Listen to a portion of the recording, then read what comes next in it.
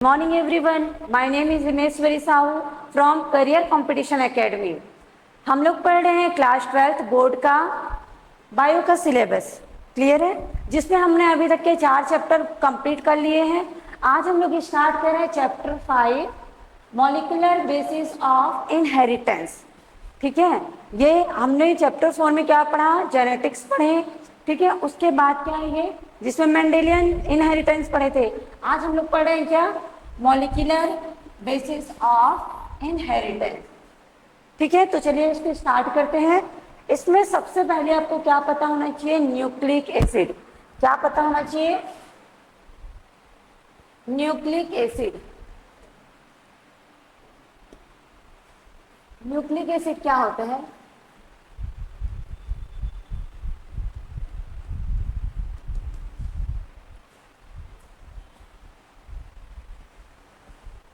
ठीक है।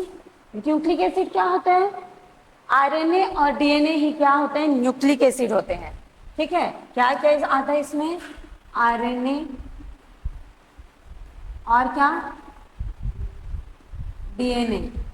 ठीक है, दोनों किस में आते हैं, न्यूक्लिक एसिड। ठीक है, आरएनए क्या होता है, genetic material in virus.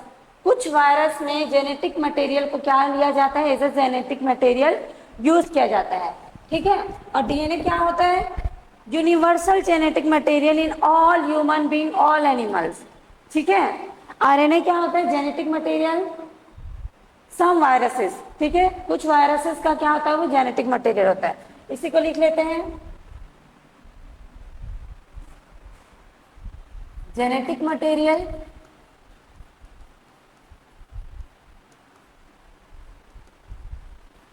Material of certain viruses. Clear. DNA क्या होता है, यूनिवर्सल, मतलब जितने भी लिविंग बींग्स पाए जाते हैं, ठीक है, पूरे यूनिवर्स में, वो सारे का जेनेटिक मटेरियल क्या होता है, डीएनए होता है। ठीक है, तो इसको लिख लेती हूं मैं, यूनिवर्सल जेनेटिक मटेरियल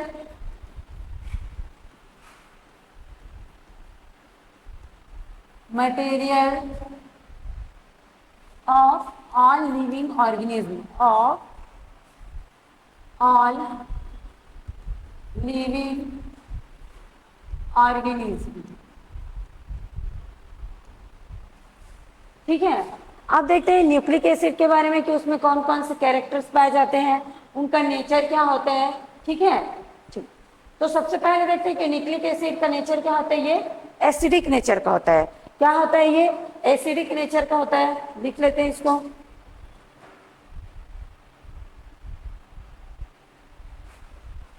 ठीक है। ये कहा क्या होता है, ये acidic nature.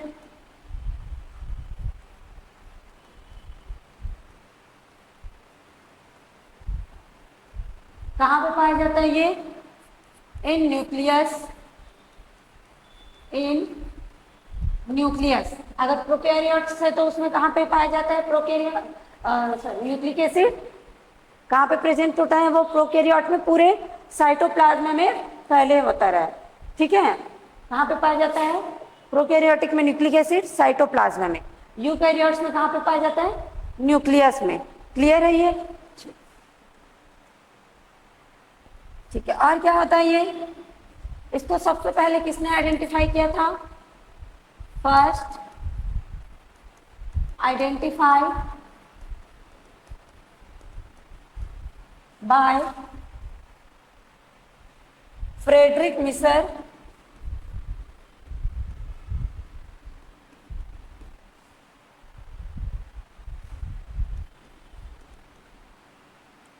Frederick Misar and named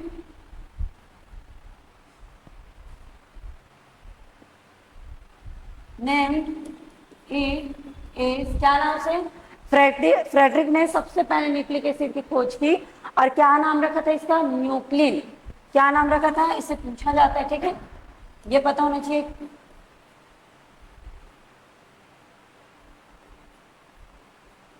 nuclein. ठीक है, उसके बाद देखते हैं सेकेंड, और किसने बताया था इसके बारे में? Altmann,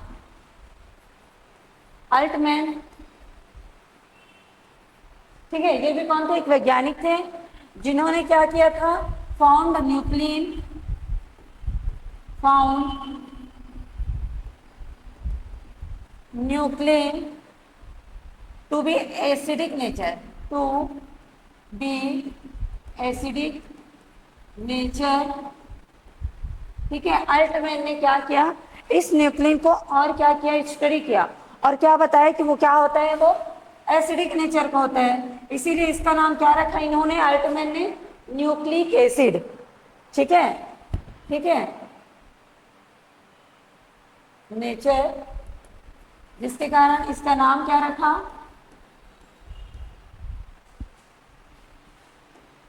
nucleic acid.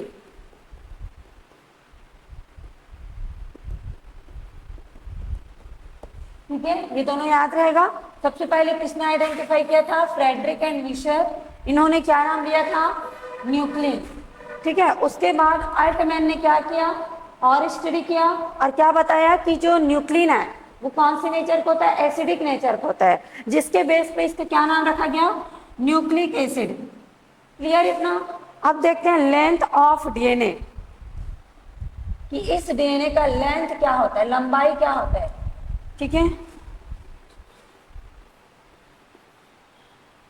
Length of DNA. तो इसका डीएनए का लेंथ क्या होता है? यहाँ पे कितने न्यूक्लियोटाइड्स है, ठीक है, या फिर नंबर ऑफ बेसेस, उसके अकॉर्डिंग क्या होता है? डीएनए का लेंथ होता है। ठीक है, जितने उसमें न्यूक्लियोटाइड जुड़ते जाएंगे, जितने उसमें न्यूक्लियोटाइड जुड़े रहेंगे, 2 जुड़ा है, 3 जुड़ा है, 4 जुड़ा है, जैसे भी 200, 400, 500, लाखों में जुड़े हैं। ठीक है, तो उसके अकॉर्डिंग उसका क्या होता है? लेंथ होता है, अलग अलग लेंथ होता है। ठीक, तो इसको मैं यहाँ पे लिख देती हूँ, नंबर ऑफ न्यूक्लियोटाइड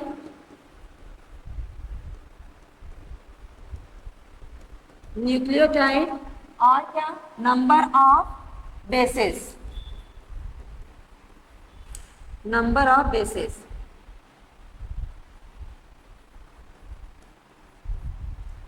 ठीक है, ये किसके लिए?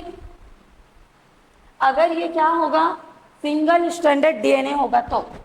ठीक, सिंगल स्ट्रैंडेड डीएनए। ठीक है, सिंगल स्ट्रैंडेड डीएनए के लिए क्या देखेंगे? नंबर ऑफ न्यूक्लियोटाइड को देखेंगे। ठीक है, और नंबर ऑफ बेसेस को देखेंगे। ठीक है, इसका मतलब क्या है? ये single stranded, single strand DNA. ठीक, इसका स्ट्रक्चर कैसे होगा? जैसे कि ये क्या है? सिंगल स्ट्रैंडेड डीएनए है, इसमें क्या लगा हुआ है? यहाँ पे नाइट्रोजन लगा है, यहाँ पे नाइट्रोजन बेस, यहाँ पे बेस, यहाँ पे बेस। तो ये उसके लिए क्या देखा जाता है? Number of nucleotide, number of bases. अब देखते हैं किसके लिए? डबल स्टैंडर्ड के लिए। तो डबल स्टैंडर्ड के लिए क्या देखा जाता है? Number of nucleotide pair. अब इसका पेयर आ जाएगा। ठीक है, number of nucleotide, nucleotide pairs. ठीक है, और यहां पे क्या आ जाएगा? Number of base pair, number of base pair. ये किसके लिए है? Double stranded DNA. ठीक है, डबल स्ट्रैंड डीएनए। ठीक, ये कैसे होगा डबल स्ट्रैंडेड डीएनए? ऐसे।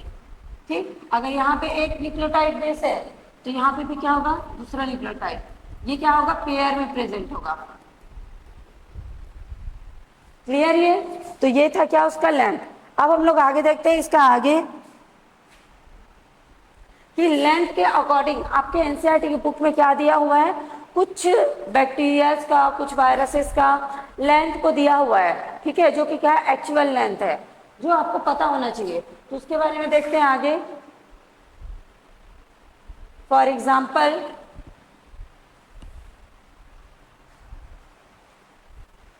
For example are given below. Clear? देखो अब इसमें क्या बना लेंगे, हम लोग चार्ट बना लेते हैं एक छोटा सा।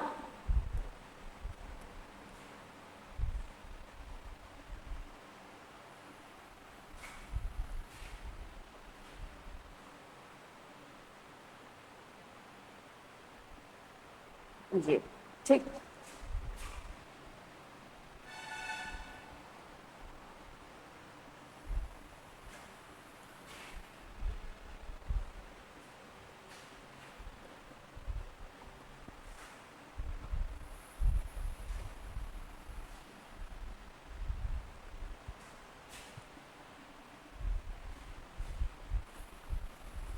ये दूसरा लाइन,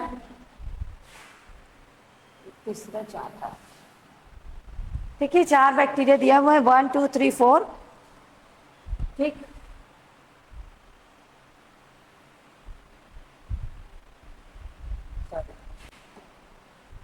थोड़ा बड़ा बनाते हैं।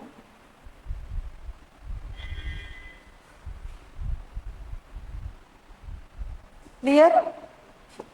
इसमें लिखेंगे हम लोग ऑर्गेनिज्म, कौन सा ऑर्गेनिज्म के बारे में, डीएनए के लेंथ को देख रहे हैं उसका। ठीक है, दूसरा वाले में क्या लिखेंगे कि जेनेटिक मटेरियल क्या होता है, आरएनए होता है, डीएनए होता है, सिंगल स्ट्रैंडेड होता है कि डबल स्ट्रैंडेड रहता है। ठीक है, तो यहाँ पे लिखेंगे genetic material.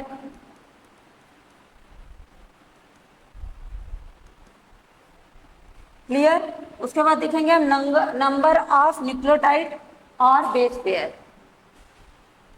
Number of nucleotide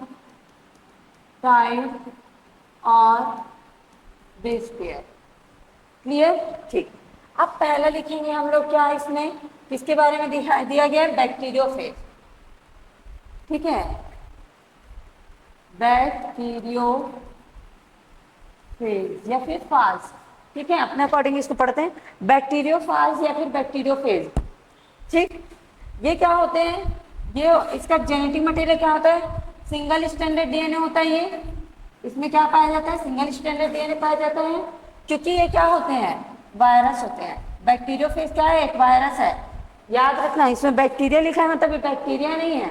ठीक है, ये क्या है, एक वायरस है जो बैक्टीरिया को इन्फेक्ट करता है। ठीक है, ये क्या है, वायरसेस है जिसमें सिंगल स्ट्रैंडेड डीएनए पाया जाता है और कैसा होता है वो, सर्कुलर। क्लियर है? इसका कितने न्यूक्लियोटाइड पाया जाता है इसमें, 5386 बेस पेयर, बेसिस पाए जाते हैं। क्योंकि बेसिस क्यों पाया जा रहा है, बेस पेयर क्यों नहीं पाया जा रहा है, क्योंकि ये क्या है, सिंगल स्ट्रैंडेड। ठीक, दूसरा देखते हैं इसमें क्या, लैम्डा फाज, इसको ऐसे भी लिखा जाता है, लैम्डा फाज। ठीक है, ये क्या होते हैं, ये डबल स्टैंडर्ड डीएनए होते हैं और कैसा, लीनियर। क्लियर है? इसका लेंथ क्या होता है न्यूक्लियोटाइड का, इसका होता है 48,502 बेस पेयर। क्लियर है? ये अब देखते हैं यहाँ पे इस्चीरिया कोलाई, इससे आप लोग थोड़ा जानते होंगे क्योंकि ई कोलाई के बारे में आप लोग पढ़ते ही रहते हैं। ठीक है, जनरल यूज होता है ये। ठीक, तो इस पे लिख लेते हैं इस्चीरिया कोलाई।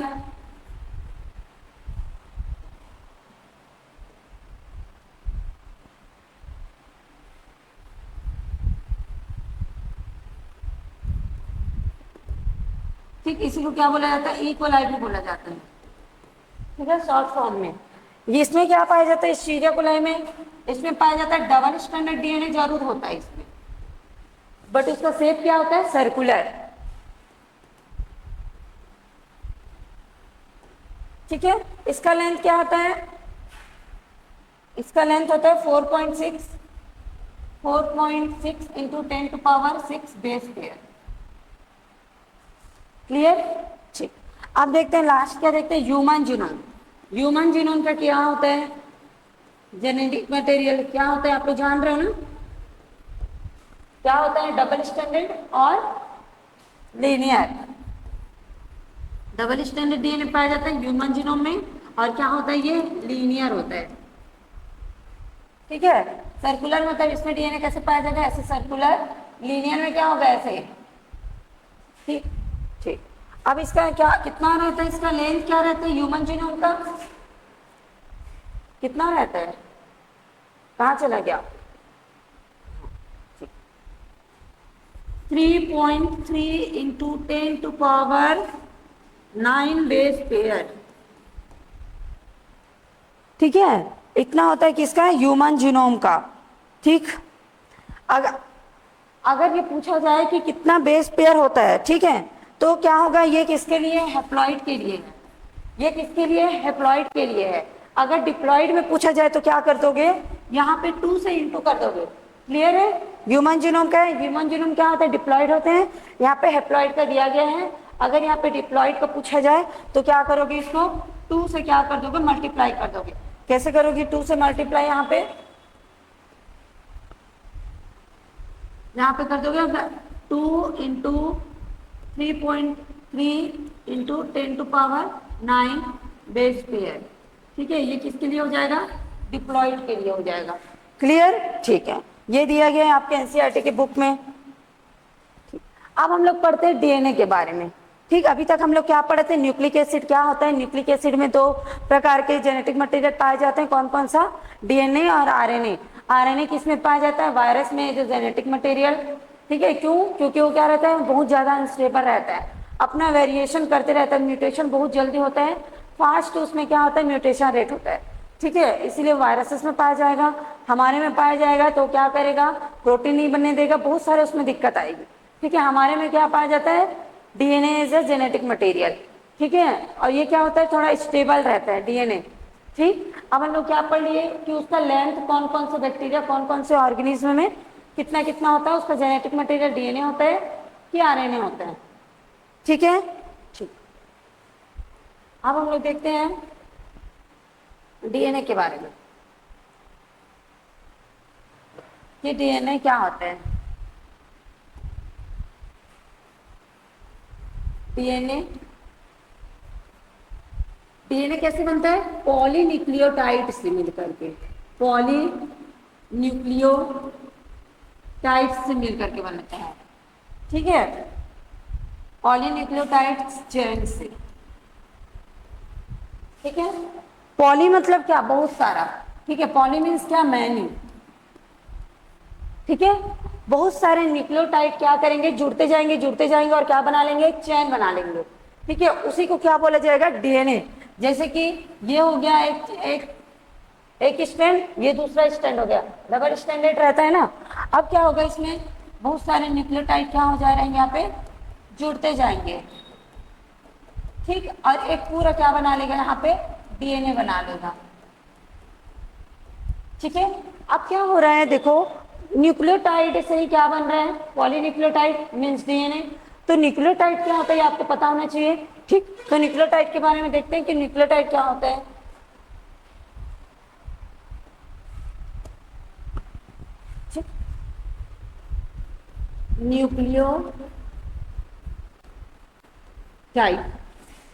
न्यूक्लियोटाइड 3 स्ट्रक्चर से मिलकर बना होता है।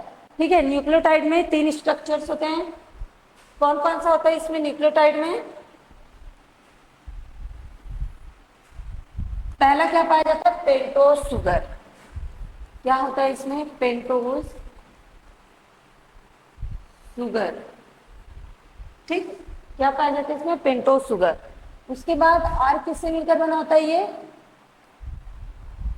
पेंटोज शुगर के बाद क्या, नाइट्रोजिनस बेसेस। ठीक,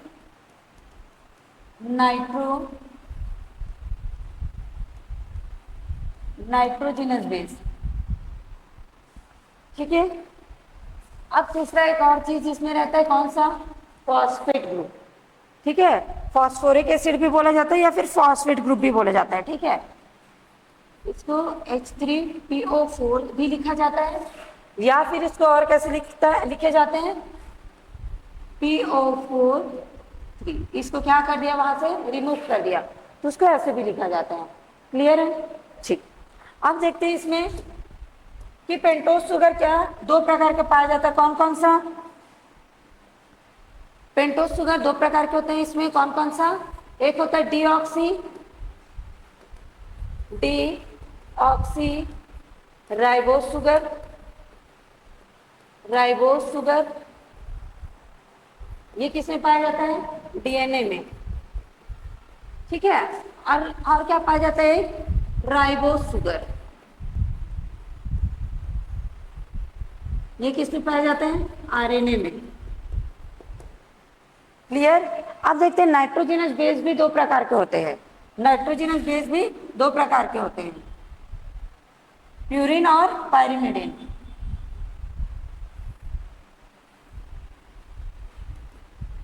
प्यूरिन और एक होता है क्या? पायरिमिडिन।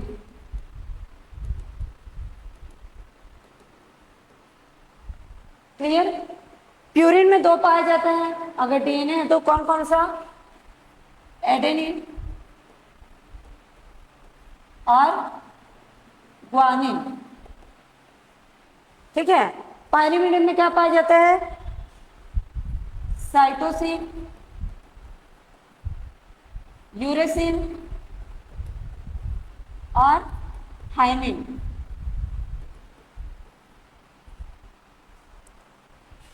क्लियर है? अब देखो यहां पे ये क्या होते हैं?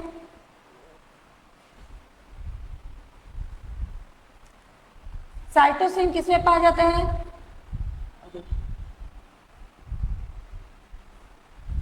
साइटोसिन किसमें पाया जाता है? डीएनए में भी पाया जाता है, आरएनए में भी पाया जाता है। क्लियर है? लेकिन यूरेसिल किसमें पाया जाता है? ओनली आरएनए में ही यूरेसिल पाया जाता है। ठीक है। यूरेसिल क्या होता है? डीएनए में क्या होता है? ये एब्सेंट होता है, एब्सेंट, और आरएनए में प्रेजेंट होता है। ठीक है। आरएनए में क्या होता है? ये प्रेजेंट होता है। थायमिन क्या होता है? थायमिन आरएनए में नहीं पाया जाता, ओनली डीएनए में पाया जाता है। ठीक है। ये क्या होता है? थायमिन आरएनए में एब्सेंट होता है, डीएनए में प्रेजेंट होता है। क्लियर है? अगर थायमिन है मतलब वो डीएनए है, अगर यूरेसिल है मतलब वहां पे क्या है? आरएनए है। क्लियर? ठीक। एडेनिन क्या होता है? डीएनए में भी पाया जाता है, आरएनए में भी पाया जाता है। ग्वानिन भी डीएनए में भी पाया जाता है, आरएनए में भी पाया जाता है। ठीक। केवल यूरेसिल बस किसमें पाया जाता है? आरएनए में पाया जाता है। ठीक है। उसमें थायमिन नहीं पाया जाता, और डीएनए में थायमिन पाया जाता है, यूरेसिल नहीं पाया जाता। क्लियर है इतना? ठीक है। इसके बारे में हम लोग थोड़ा डिटेल पढ़ेंगे। ठीक। अब देखते हैं हम लोग क्या, ये था क्या? न्यूक्लियोटाइड। ये क्या था? न्यूक्लियोटाइड। देखो यहाँ पे थोड़ा सा स्ट्रक्चर के बारे में यहाँ पे बेसिक बता देती हूँ। यहाँ पे मैं इसको पूरा क्यों डिफाइन नहीं कर रही हूँ, क्योंकि हम लोग पढ़ रहे हैं क्या? जेनेटिक्स का मॉलिक्यूलर बेसिस ऑफ इनहेरिटेंस पढ़ रहे हैं। ठीक है। बायोमॉलिक्यूल नहीं पढ़ रहे हैं। बायोमॉलिक्यूल जो आपके 11th क्लास में आप लोग पढ़े होंगे, उसमें क्या है? आपका प्यूरिन का पूरा स्ट्रक्चर पढ़ना है, उसमें कहाँ से कैसे अटैच होता है, डीएनए का स्ट्रक्चर कैसे बनना है। ठीक है। यहाँ पे हम लोग को सिर्फ डीएनए न्यूक्लिक एसिड का स्ट्रक्चर क्या होता है, क्या क्या चीजें पाई जाती हैं, ठीक, वो कैसे अटैच रहता है, ट्रांसक्रिप्शन, एप्लीकेशन और ट्रांसलेशन, ये सारा चीज को पढ़ना है। बायोमॉलिक्यूल नहीं पढ़ना है, इसी कारण में यहाँ पे इसको ज्यादा डिफाइन नहीं किया जा रहा है। ठीक। देखो फिर भी इसका जान लो कि ये क्या होता है? डबल रिंग स्ट्रक्चर रहता है।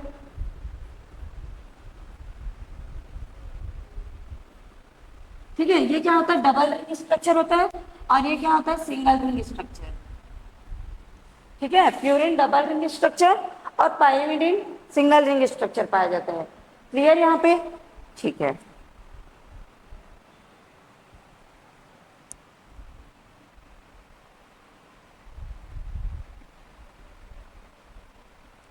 ठीक है। एक बार इसको कैसे लिखते हैं एक बार बता देती हूँ। ठीक। अब हम लोग पढ़ते हैं क्या? न्यूक्लियोसाइड। न्यूक्लियोसाइड यहाँ पे आपको क्या डिफरेंस दिख रहा है, यहाँ पे क्या दिख रहा है, यहाँ पे क्या लगा हुआ है, साइड लगा हुआ है, वहां पे क्या था, टाइड, मतलब वो क्या था, न्यूक्लियोटाइड, न्यूक्लियोसाइड। ठीक है, ये दोनों में डिफरेंस आपको पता होना चाहिए, इंपॉर्टेंट है। न्यूक्लियोटाइड किससे किससे मिलकर बना हुआ था, शुगर, नाइट्रोजनस बेस और फॉस्फेट ग्रुप। ठीक, तीन चीजों से मिलकर बना था। न्यूक्लियोसाइड दो चीजों से मिलकर बना होता है, कौन कौन सा, न्यूक्लियोसाइड में क्या पाया जाता है, एक पाया जाता है क्या, sugar, pentose sugar,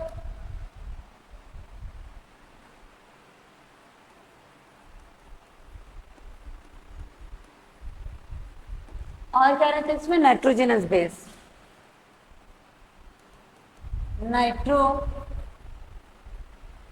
nitrogenous base.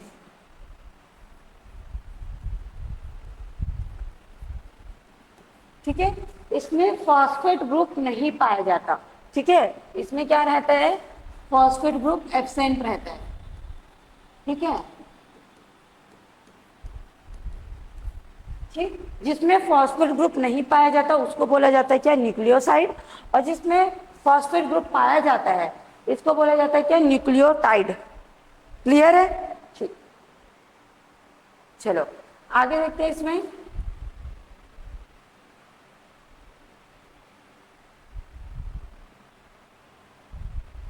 Nucleoside के स्ट्रक्चर देख लेते हैं, न्यूक्लियोसाइड क्या होता है, कैसे बनाया जा सकता है इसको।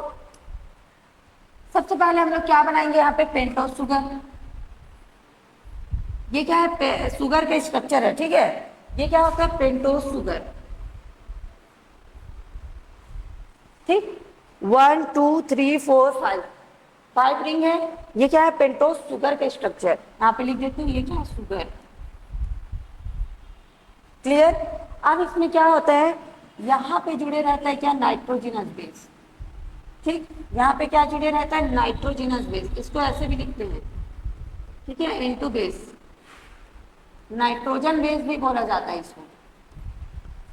क्लियर, यहाँ पे क्या जुड़ा है, नाइट्रोजनस बेस। अब ये शुगर से जिसके थ्रू जुड़ा हुआ है, जिस बॉन्ड के थ्रू जुड़ा हुआ है उसको क्या बोला जाता है, ग्लाइकोसिडिक बॉन्ड। क्या बोला जाता है, ग्लाइकोसिडिक बॉन्ड। ठीक है, इस बॉन्ड को क्या बोला गया, ग्लाइकोसिडिक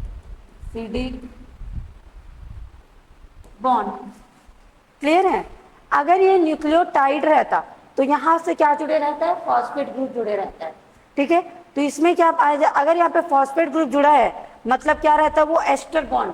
ठीक है, एस्टर बॉन्ड से जुड़ा होता है। तो इसमें यह पूछा जा सकता है कि न्यूक्लियोसाइड में कौन सा बॉन्ड रहता है, इसमें कौन सा बॉन्ड रहता है, ओनली ग्लाइकोसिडिक बॉन्ड। क्यों, क्योंकि इसमें इसके साथ क्या जुड़ाते हैं, नाइट्रोजनस बेस। क्लियर, ये ठीक है, ये इसको, ये दोनों को मिलाकर के क्या बोला जाता है, न्यूक्लियोसाइड। न्यूक्लियोसाइड, क्लियर है, ये दोनों को मिलाकर के क्या बोला गया, न्यूक्लियोसाइड। ठीक, अब आगे देखते हैं किसका, इसका नॉमेनक्लेचर, कि अगर न्यूक्लियोटाइड है तो उसको कैसे नॉमेनक्लेचर होगा, कैसे पढ़ा जाएगा उसको। ठीक है, और न्यूक्लियोसाइड है तो उसका कैसे नॉमेनक्लेचर होगा। ठीक, उसको देख लेते हैं। यहाँ पे सबसे पहले यहाँ पे लिखेंगे क्या, सबसे पहले लिखेंगे इधर नाइट्रोजनस बेस। ठीक है, वो किसके साथ जुड़ा हुआ है, प्लस शुगर। ठीक है, कौन सा शुगर, पेंटोस शुगर। ठीक, हम लोग किसका देख रहे हैं, न्यूक्लियोसाइड का। अब न्यूक्लियोसाइड को क्या बोला जाएगा, न्यूक्लियोसाइड का नाम यहाँ पे लिखते जाएंगे। ठीक, तो इसमें देखेंगे क्या, फर्स्ट देखेंगे क्या, पहला नाइट्रोजनस बेस, क्या नाइट्रोजनस बेस हम 4 प्रकार का पढ़े हैं, सॉरी 5 प्रकार का पढ़े हैं। कौन कौन सा, एडेनिन, गुआनिन, साइटोसिन, यूरेसिल और थाइमिन, 5 प्रकार का पढ़े, उसी को यहाँ पे लिख देंगे। ठीक, पहला क्या लिखेंगे, एडेनिन। ठीक है, ये किसके साथ जुड़ा हुआ है, पेंटोस शुगर।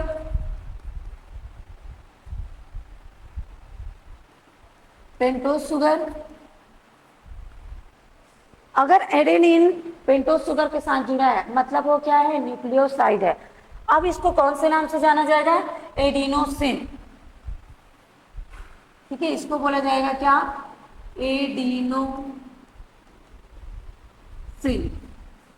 ठीक है, वैसे ही अगर ग्वानिन, दूसरा क्या, ग्वानिन लिख देते हैं यहाँ पे, प्लस शुगर, शुगर को ऐसे लिख रही हूं। तीसरा यहां पे लिखते हैं क्या, साइटोसिन। साइटोसिन किसके साथ जुड़ा हुआ है, शुगर के साथ। चौथा यहां पे लिखेंगे यूरेसिल, ये भी शुगर के साथ जुड़ा हुआ है। पांचवा थायमिन, थायमिन ये भी किसके साथ जुड़ा हुआ है, शुगर के साथ। ठीक है, ठीक, ठीक। ये कब होगा, आरएनए होगा तब, आरएनए के, आरएनए होगा तभी ये वाले लिखेंगे। ठीक है, और ये कब लिखेंगे, जब डीएनए होगा। ठीक है, अब देखते हैं कि ग्वानोसिन, इसको क्या बोला जाएगा, ग्वानोसिन, इसको बोला जाएगा साइटोसिन।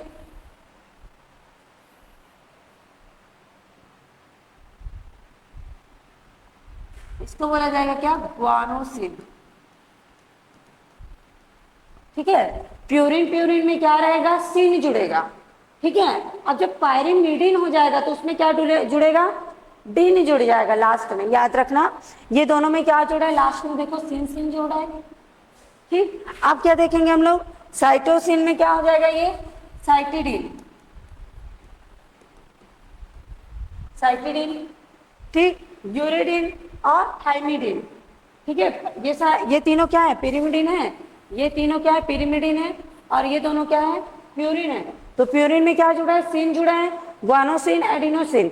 और इसमें क्या हो जाएगा, साइटिडीन, यूरिडीन, यूरिडीन। और ये लास्ट वाला क्या हो जाएगा, थाइमिडीन, थाइमिडीन। क्लियर है, ये कब है, जब ये किसके लिए पढ़े हम लोग, नोमेनक्लेचर किसके लिए पढ़े, न्यूक्लियोसाइड के लिए। क्लियर है, ठीक। इसमें ये चीज याद रखना, आरएनए है तभी ये वाला यूरेसिल को हम लोग लिख रहे हैं। ठीक है, डीएनए होगा तो क्या लिखेंगे हम लोग, थायमिन को लिखेंगे। ठीक, ठीक है, चलो अब हम लोग देखते हैं क्या, nucleotide in DNA, nucleoside in DNA, nucleoside in RNA.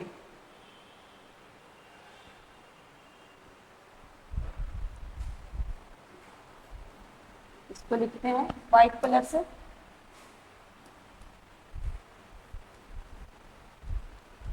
Nucleoside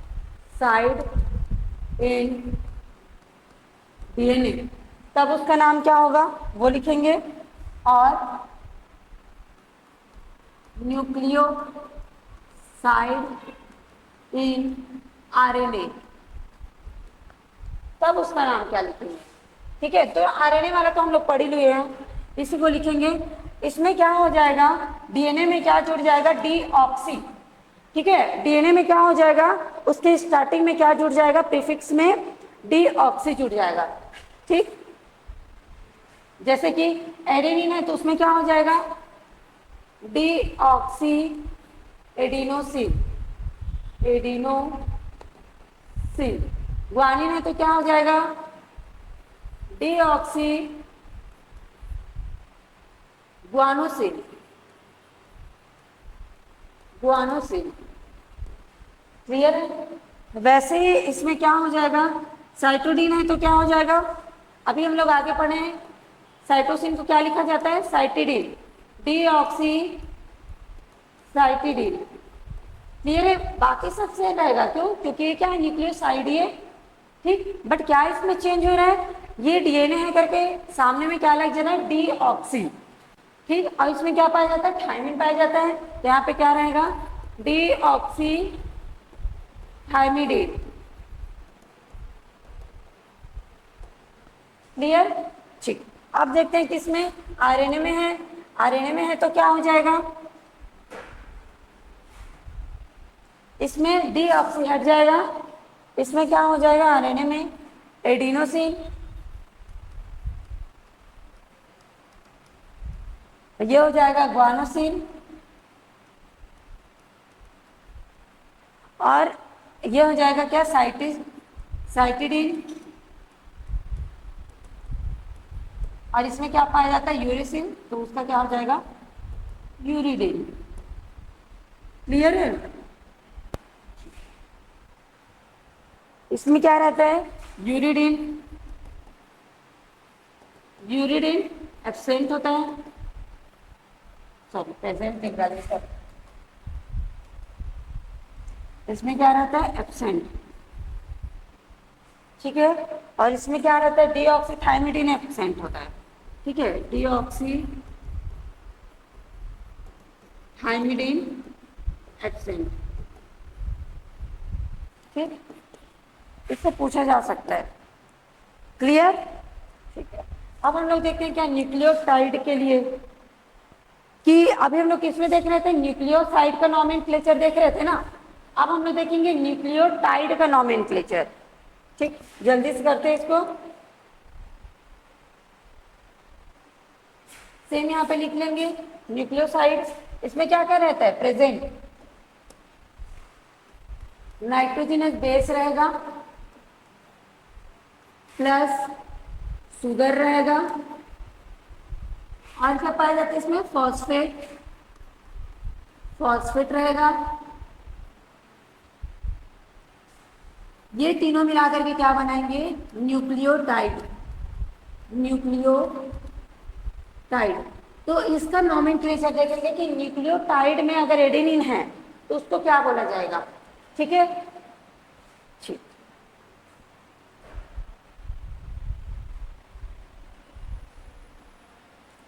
ठीक, तो यहाँ पे लिखते जाते हैं adenine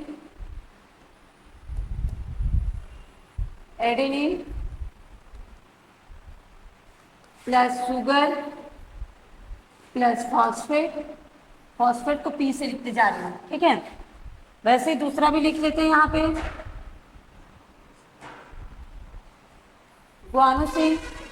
guanine plus sugar plus phosphate, उसके बाद thymine plus sugar plus phosphate, ठीक है। और क्या लिखेंगे इसमें साइटिडीन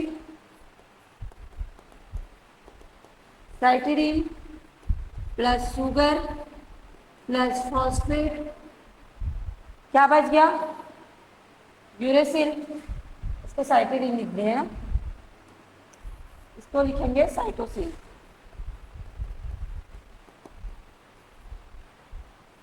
यूरेसिल प्लस शुगर, इसमें तो फॉस्फेट नहीं पाया जाता, ठीक है, तो यहाँ पे फॉस्फेट क्या रहेगा एब्सेंट।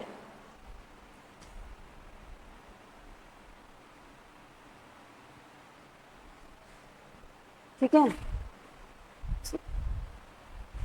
ये आरएनए के लिए, ये सिर्फ आरएनए में पाया जाएगा। ठीक, अब इसको क्या नाम से जाना जाएगा यहाँ पे देखेंगे,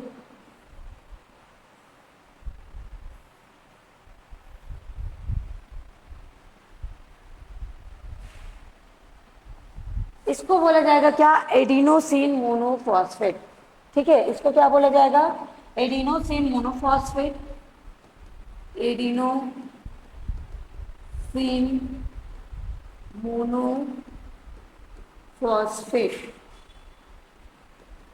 ठीक है, AMP। क्लियर? इसी को क्या बोला जाता है और एडिनाइलिक एसिड,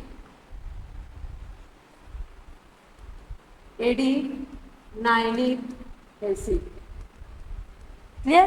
न्यूक्लियोटाइड में क्या लग जाता है एसिड लग जाता है, क्यों, क्योंकि इसमें क्या आ गया फॉस्फेट ग्रुप आया, और फॉस्फेट ग्रुप क्या है एसिडिक नेचर का है, इसीलिए इसमें क्या लग जाता है एसिड लग जाएगा, सारे में लगेगा, ठीक है। देखो ग्वानोसिन को क्या बोला जाएगा ग्वानोसिन मोनोफॉस्फेट, क्या बोला जाएगा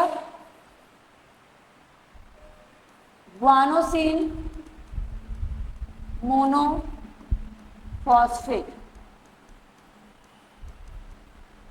एक फॉस्फेट है इसीलिए इसको मोनोफॉस्फेट बोला गया। ठीक, और इसको क्या बोला जाएगा? ग्वानिलिक एसिड। एसिड, ठीक है। थायमिन को क्या बोला जाएगा? थायमिडिन। Thymidine monophosphate.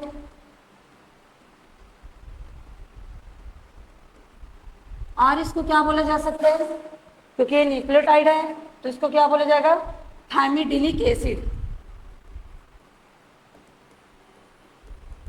थायमिडिलिक एसिड, ठीक है। अब क्या बचे? साइटोडिन, साइटोसिन, तो इसको क्या बोला जाएगा? Cytidine monophosphate.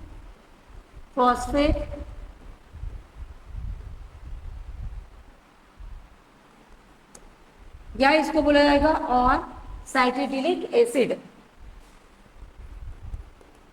साइटिडिलिक एसिड, ठीक है। अगर यूरेसिल पाया गया तो यूरेसिल को क्या बोला जाएगा?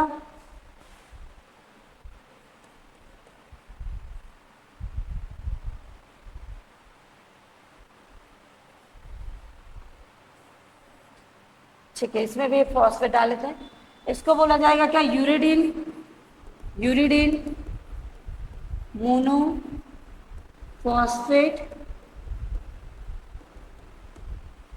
ठीक, और यूरिडिलिक एसिड।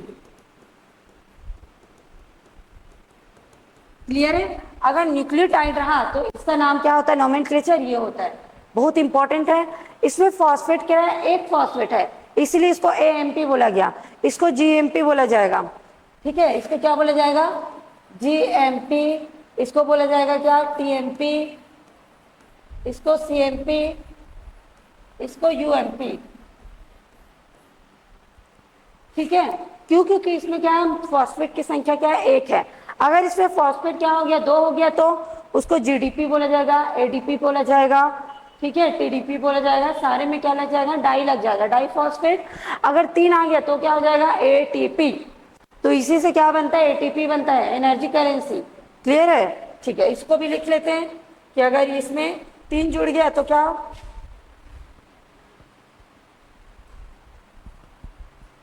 ठीक है, जैसे कि इसमें फॉस्फेट ग्रुप अगर एक ही पाया जा रहा है तो उसको क्या बोला जाएगा? मोनोफॉस्फेट।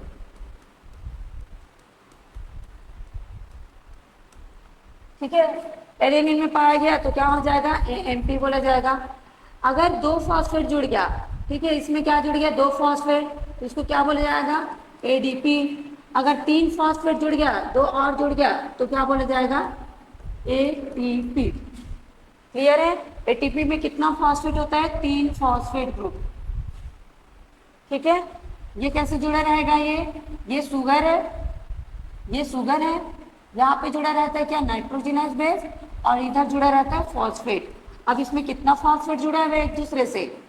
तीन फॉस्फेट जुड़ा हुआ है, इसी को बोला जाता है क्या? ये किसका है? अगर ये नाइट्रोजनस बेस की जगह पे क्या एडेनिन है तो ये क्या हो जाएगा?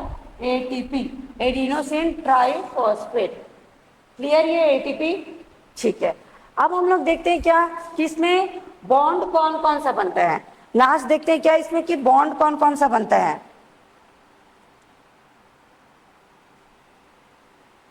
ठीक, 1 मिनट।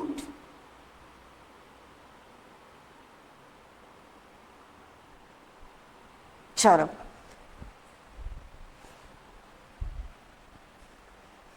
ठीक, इसमें बॉन्ड कौन कौन सा बनता है ये सब देख लेते हैं। ये क्या होता है? DNA का स्ट्रक्चर कैसे होता है? फॉस्फेट ग्रुप, ये जुड़ा रहता है किससे? शुगर से। शुगर किससे जुड़ा रहता है? नाइट्रोजनस बेस से। क्लियर है? ये कौन से बॉन्ड के द्वारा जुड़े रहते हैं? ग्लाइकोसिडिक बॉन्ड, इसको GB से लिख देती हूँ। ये कौन से बॉन्ड के जुड़े रहता है? Ester bond. एस्टर बॉन्ड, ये इसी को क्या बोला जाता है? Phosphoester bond. Phospho ester bond. Clear? तो ये क्या होता है? ये जो नाइट्रोजनस बेस है वो डबल बॉन्ड से फिर से दूसरे नाइट्रोजनस बेस से जुड़ा रहता है। और ये क्या होता है, ये फिर से शुगर से जुड़ा रहेगा इधर से, और इधर क्या रहेगा, फॉस्फेट ग्रुप। ठीक है, तो ये वाला किससे जुड़ा हुआ है, एस्टर बॉन्ड। कौन सा, एस्टर बॉन्ड या फिर फॉस्फोएस्टर बॉन्ड। और ये वाला क्या है, ग्लाइकोसिडिक बॉन्ड। जीबी मतलब क्या, ग्लाइकोसिडिक बॉन्ड। क्लियर। अब क्या होगा, इसका जो ये वाला फॉस्फोएस्टर बॉन्ड, ये किससे जुड़ा रहेगा, फिर से फॉस्फेट से जुड़ा रहेगा।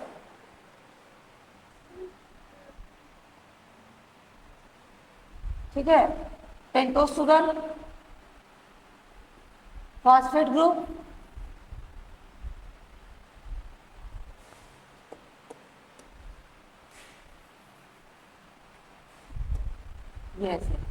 फॉस्फेट, ये दूसरे शुगर से जाके जुड़ेगा। और शुगर किससे जुड़ा हुआ है, नाइट्रोजनस बेस से। और नाइट्रोजनस फिर से डबल बॉन्ड, कौन सा बॉन्ड होता है ये, hydrogen bond. Hydrogen bond, clear है, ये कौन सा बॉन्ड होता है, हाइड्रोजन बॉन्ड होता है। तो इसमें हम लोग कितने बॉन्ड देख रहे हैं, रुको यहाँ पे एक और बना लेते हैं। ये भी नाइट्रोजनस बॉन्ड हो गया, और ये हो गया शुगर, और ये किससे जुड़ा रहता है, फॉस्फेट ग्रुप से। ठीक, दो फॉस्फो, यहाँ पे शुगर नाइट्रोजनस बेस के बीच में कौन सा, ग्लाइकोसिडिक बॉन्ड। ठीक, और ये फॉस्फेट के साथ कौन सा, ester bond, phospho ester bond, phospho ester bond. ठीक, तो यहाँ पे मैं क्या बता रही हूँ, ये भी क्या है, हाइड्रोजन बॉन्ड। दो न्यूक्लियोटाइड आपस में कौन से बॉन्ड के द्वारा जुड़ा रहता है, हाइड्रोजन बॉन्ड के द्वारा। और शुगर और नाइट्रोजनस बेस कौन से बॉन्ड से जुड़ा रहता है, ग्लाइकोसिडिक बॉन्ड। ठीक है, यहाँ पे लिख दो क्या साइड में, देखो sugar plus nitrogenous, sugar plus nitrogenous base, कौन से bond, glycosidic bond. Glycosidic bond के द्वारा जुड़े रहते हैं। ठीक है, और देखो शुगर प्लस फॉस्फेट ग्रुप, कौन से bond, phospho ester bond, phospho ester bond. ठीक है, उसके बाद देखो कि नाइट्रोजनस बेस एक दूसरे से हाइड्रोजन बॉन्ड के थ्रू जुड़े रहेगा, हाइड्रोजन बॉन्ड।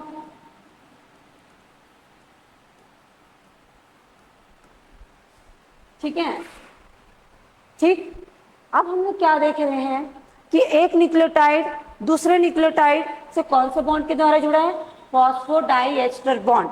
देखो यहाँ पे फॉस्फोएस्टर बॉन्ड है, यहाँ पे भी फॉस्फोएस्टर बॉन्ड है। जब ये दोनों न्यूक्लियोटाइड एक दूसरे से जुड़ेंगे तो ये क्या बन जाएगा, फॉस्फोडाइएस्टर बॉन्ड। ठीक है, तो क्या होगा, न्यूक्लियोटाइड और न्यूक्लियोटाइड एक दूसरे से कौन से बॉन्ड के द्वारा जुड़े रहता है, phosphodiester bond, phosphodiester bond. Clear है, बॉन्ड के बारे में पता चल गया। अब हम लोग देखेंगे नेक्स्ट क्लास में वॉटसन एंड क्रिक मॉडल देखेंगे, चार ग्राफ रूल देखेंगे। ठीक है, और सेंट्रल डोगमा देखेंगे, उसमें कौन कौन सा रूल्स होता है, ये सारे चीज देखेंगे। ठीक है, तो अगर आपको ये क्लास पसंद आया होगा तो इसको क्या करेंगे, आप लोग लाइक करेंगे और चैनल को सब्सक्राइब करेंगे, क्योंकि इसी चैनल पे हम लोग क्या करेंगे, इसके आगे का वीडियोस अपलोड करेंगे। तो उसके लिए आपको सब्सक्राइब करना पड़ेगा ताकि आप आगे के वीडियोस देख सकें। ठीक है, थैंक यू एवरीवन।